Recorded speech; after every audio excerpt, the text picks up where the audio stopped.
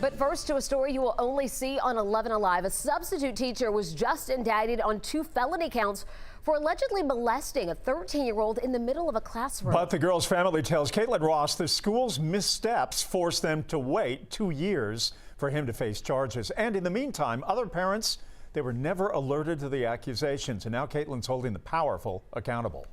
The family feels so strongly about this that the victim says she wants to publicly come forward to let people know what happened to her and to advocate for change to protect other kids. Summer is standing tall now. She's proud of herself and how far she's come, but she didn't always feel that way. It just felt like, okay, yeah, I said something, but was I heard? When Summer was 13, she was allegedly groped by a substitute teacher at Loganville Middle School in front of her entire math class, according to a Walton County police report. She says she was scared, but she disclosed the attack to her homeroom teacher. So in my mind, I'm thinking, okay, well, if I say this, are they going to believe me? Summer's principal called her mom Britt, and the substitute was walked out of school that day. The family anticipated they would soon hear about criminal charges, but they say instead, they heard silence.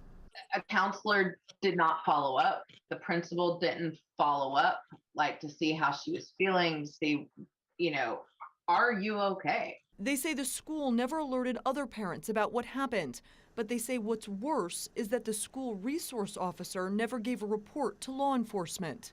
That should have gone immediately to the sheriff's office. I should not have had to do my own, investigating. The school district responded late this afternoon, telling 11 Alive Mr. Fielden was terminated for poor classroom management and failure to follow lesson plans. They say prior to his termination, there had not been any reports of inappropriate touching or actions of a sexual nature. The district said the initial report at the school level did not disclose as much information as the criminal investigation. After Britt went to the sheriff's office, Walton County substitute teacher Wyatt Fielden was arrested on 2 felony counts of child molestation and sexual touching by a school employee. 2.5 years after the attack, he was indicted yesterday for the crime. Britt and Summer are worried there may be other victims. I just wish more parents were alerted, and I don't want any other kid to ever feel like it's their fault.